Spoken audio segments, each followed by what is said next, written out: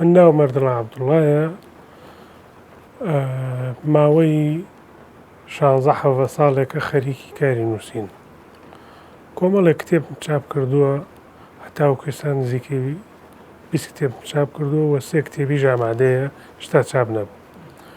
لەم کتێبانە 11ی وەرگێڕان بووە لە زمانەکانی ئەڵمانی و عەرەبی. 9یان لە نووسینی خۆم بووە. من نزیکەی 6 ساڵ لە ئەڵمانیا بووم. ئەو ماوەیە لە ئەڵمانیا بووم خۆشبەختانە توانیمە زمانی ئەڵمانی فێر بم و ئەمەش دەرگایەکی فراوانی بۆ کردمەوە بەرامبەر بە جیهانی کولتوری، جیهانی سیاسی، جیهانی ئابووری. هەوڵم ماوە لە ڕێگەی ئەو کتێبانەی کە پێشتر خۆم خوێنومەتەوە چ لە بواری ئەدەبی، چ لە بواری سیاسی، چ لە بواری فکری بەدڵم بوو بێت، هەوڵم ماوەوانە وەرگێڕمە سەر زمانی کوردی و بۆی خوێنەری کوردیش ئاگاداری هەم ئەو کۆمەڵێ نووسەر بێت کە لە ئێستادا لە بواری فکر و ئەدەبدا کتێبیان هەیە. لەو کتێبانەش کە بڵێن چاپم کردوون لە نووسینی خۆ من چین زلهێزی نوێی جیهان، فاشیزم لە نێوان دوێنێ ئەمڕۆدا، گەشتێک بەناو کولتوری ژاپۆندا کە ئەمە لێکۆڵینەوەیەکی ئەدەبی ئەمەلایەنەیە، ئەوەی چینیش لێکۆڵینەوەیەکی مێژووی و ئابووری و سیاسیە. لەسەر فاشیزم ئەوەش لێکۆڵینەوەیەک لەسەر مێژووی فاشیزم چۆنێتی دروستبوونی و جیاوازیەکانی. کتێبێکی کەشم لەبارەی دۆستۆفسکیەوەیە، نووسەری گەورەی ڕووسی، ئەوەش خوێندنەوەیە بۆ کۆمەڵێک کاری دۆستۆفسکی و شێوازی نووسینی و کتێبی کەم هەر لەبارەی نووسەرێکی عەرەبەوەی بەناوی نەجیب مەحفووز لەم ماوەیە چاپ بوو و لە بواری تریشدا لە بواری وەرگێڕانیشدا کۆمەڵێ بابەتی فکری و ئەدەبی و سیاسی وەرگێڕاوە. ئەدەبیەکان بۆ نمونە ڕۆمانی سۆناتای خاچی لیۆ تۆڵستۆی نووسەری ڕووسی، ڕۆمانێکی هاروکی مۆراکامی نووسەری ژاپۆنی بە ناوی خۆشەویستێکی ترسناک و دوایین کاری وەرگێڕانیشم نۆڤلێتێکی ئێمیل زۆلا بوو بە ناوی جەژنەکەی کۆکۆڤیل. لە بواری فکریشدا کتێبێکی فەیلسوفی ئەڵمانی ئەریک فرۆم بە ناوی جەوهەری مرۆڤ چاپم کردووە و هەوڵژێم لەم ماوەیە چاپی دومی بکەین. و لە ئێستاشدا 3 کتێبم ئامادەیە بۆ چاپ، یەکێکیان لەبارەی نووسەری فەڕەنسی ئێمیل زۆلاوەیە، شێوازی نووسینی فکری و خوێندنەوەیە بۆ 12 ڕۆمانی. هەروەها ڕۆمانێکی خۆشم ئامادەیە کە هیوادارین لە داهاتووە چاپی کەین و جگە لەوەش کتێبێکمەیە لەبارەی ڕووسیاوە کە ئەویش لێکۆڵینەوەیەکی سیاسی و مێژوویە لەبارەی ڕووس. تابعاً من پێشەوەی کە دەستکەم بە نووسین خوێنەر بوو، هەر لە ئەتوانم بڵێم لە مناڵیەوە حەزم بە خوێندنەوە بووە و لە کاتی هەم خوێندنە و هەم لە کاتی پاشتریش کە چوومەتە دەرەوە ئەو کتێبانەی کە خوێنومەتەوە بڵێن کاریان تێکردووم. زۆر جاویستومە ئەمانە وەرگێڕمە کوردی، یان زۆر جاویستومە منیش شتێک بنووسم نزیک بێ لەوانەوە. لەبەرەوە هەموو نووسەرێک سەرەتا بە خوێنەر دەست پێ دەکات کە خوێنەرێکە، دواترە بێتە خوێنەرێکی ئەکتیڤ و منیش ڕاستیەکەی کە زۆرجار تۆ خۆ و ڕۆمانێک خوێنیتەوە بۆ نمونە بەدڵتە، حەزەکەی خەڵک کەش بیخوێنێتەوە، هەر خۆ ئاوا بەساڵی فڵان ڕۆمان خوێنێتەوە خۆشە تۆش بخوێنەرەوە، ئەیتر دوای واو لێکا کە بیت وەری بگێڕی، ئەگەر زۆر تواناشەیە بێت توانیت بڵێ خۆشە ڕۆمانێ بنووسی.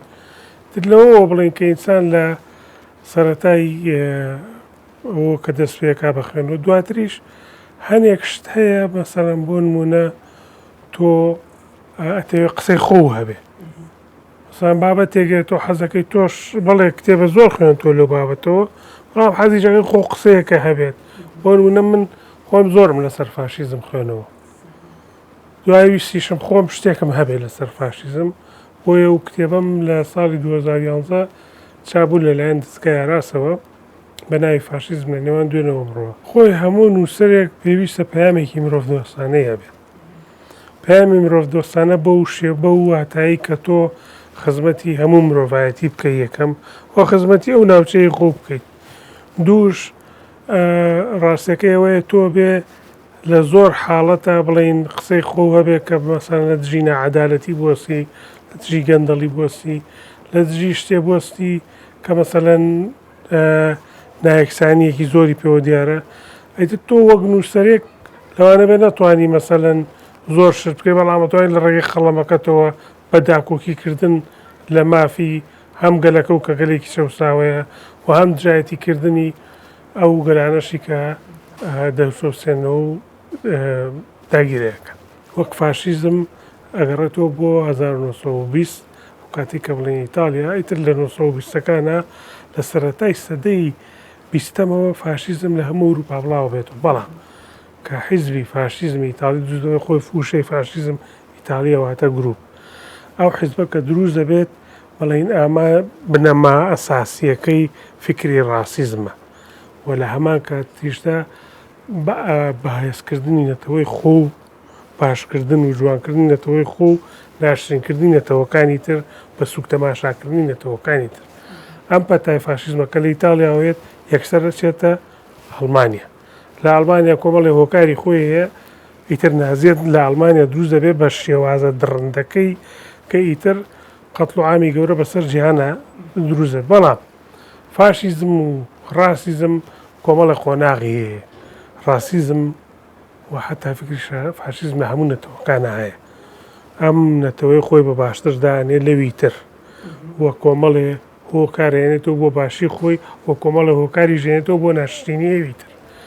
لە ئێستاشدا فاشیزم خۆی بەگشتی فاشیزم کە لە ئەوروپا هاتووە بۆ ڕۆژهەڵات و بۆ جیهانیش بڵاو بەتەوە، کۆمەڵێک زۆری هەیە. فاشیزمی ئەوروپی بەو شێوەیە کە لە ئیتالیا و لە ئیسپانیا و لە ئەڵمانیا بۆ جۆرێکە، و فاشیزمی ڕۆژهەڵاتی بەم ئەمەی لای ئێمە جۆرێکی ترە. لە ئەمریکای لاتینیش کۆمەڵێ ئەحزابی فاشی هەبووە، بۆ نمونە لە ئەرژەنتین. لە ئەمریکا ڕاسیزما بووە، گروپە ڕاسیزمەکان لەسەر ئەساسی ڕاسیزم سەرەتا لە ناوبردنی خەڵکە ڕەسەنەکەی ئەمریکا دەست پێکا، دوایی ئەفریقیەکان ڕاشپێستەکان کە خۆیان پێڵێن. فکری ڕاسیزم لە ئەوروپا وچێتە ئەمریکا و حەتحەوەکو ئەمڕۆژ ئەم فکری ڕاستمە لە ئەمریکا هەیە. ئەمەی ڕۆژهەڵاتی ئێمە کە لە ئەوروپاوەیەت سەرەتا لە تورکیاوەیەت. تورکیا کە بڵاوە بێتەوە بە حکمەوەی تورکیا کۆنتاکتی زیاتر لەگەڵ ئەوروپایە و حتا دەستوری تورکیش بەشێکی زۆری لە دەستوری فاشیزمی ئیتالیەوە هاتووە. لەوێوەیەت کە تورکیا ئەبێتە سەرمەشق بۆ فکری فاشیزم، بەڵام زیاترەوەیە کە دەوڵەت هەموو شتێکی بەدەست بێت.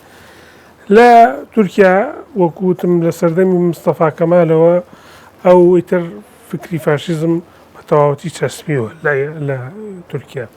دوایە تا ڕۆژهەڵات بڵین لە وڵاتە عەرەبیەکان بەعسیەکان هەبنە هەڵگری ئەم فکری فاشیزم، بەعسیەکانی عێراق وتر عالەمی عەرەبی.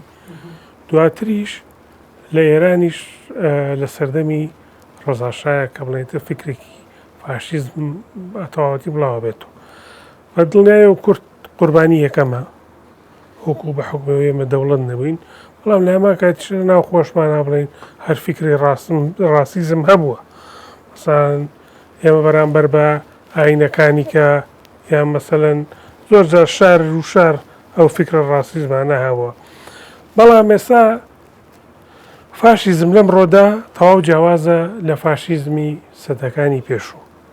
لە ئەوروپایە ئەو فاشیزمەی کە دروست بووە کە پێیانڵێن پۆست فاشیزم، ئەمانە بە دەرەجەی یەکەم دژی پەنابەر و خەڵکی غێری ئەو وڵاتانە، بەتایبەت خەیری غێرە ئەوروپی، بەڵێ بەتایبەت پەنابەران، و لە هەمان کاتیشدا دژی فکرەی بوونی یەکێتی ئەوروپان، چونکەوان پێیان وایە یەکێتی ئەوروپا بۆتە هۆی ئەوەی سڕینەوەی دەوڵەتی نەتەوە، کە ئەوانیش دژی ئەوەن و ئەوان پێیان وایە پێویستە دەوڵەتی نەتەوە هەبێ.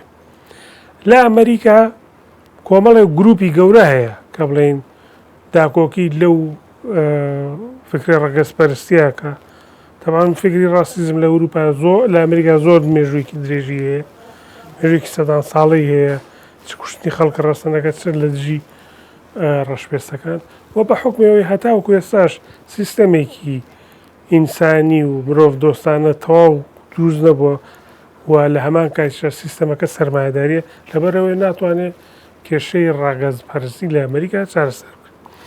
لە ڕۆژهەڵاتی خۆمانە لە ئێستادا ئەوەی کە هەڵگری فکری فاشیزمە بە دەرەجەی یەکەم حزابە ئیسلامیە توندڕەوەکانن.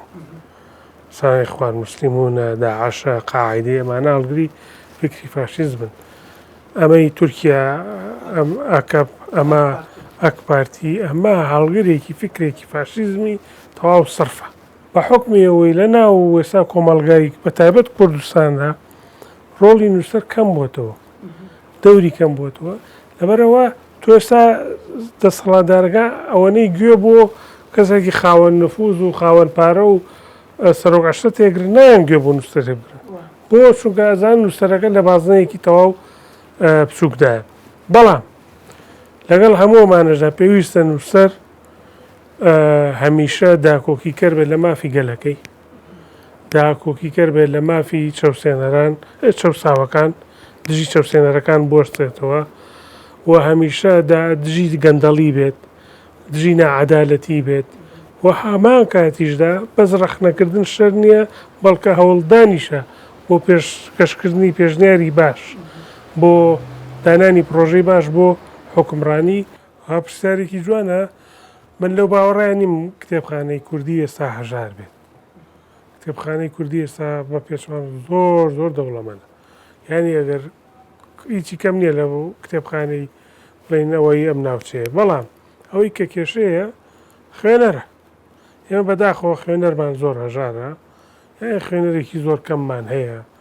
سامەقی ناکەەوە خەڵکی کە خەڵکی بڵین لە وەژ نابێ وابێ، بەڵام خەڵکێک کە مەسەن نووسەرە خۆی یان ڕۆژنامە نووسە یان مامۆستایە یان بڵین خۆی خوێنکارە، هەنی ئەمان ناوێ بە پلەی یەکەم بچن بەدەم کتێب خوێنەوە. ئێمانش بڵین کەمتر هەرەمەش وای کردو کە ئێمە قەیرانی خوێنەرمانە بێ. دیارە ئەمەش قسە باسی زۆریەوێت، بەڵام توان بە کورتی بڵێم هەم لایەنی دەرەکی هەیە، هەم لایەنی ناوخۆ لایەن دەرەکیەکە تەکنۆلۆژیاکەیە کە هێنی کرد. لایەنی ناوخۆش بەداخۆی ئێمە سیستەمێکی باشی لە خوێندنگاکانە لە قوتابخانەکان خەڵکمان فێری خوێندنەوە نەکردووەمەش کاریگەری خراپی.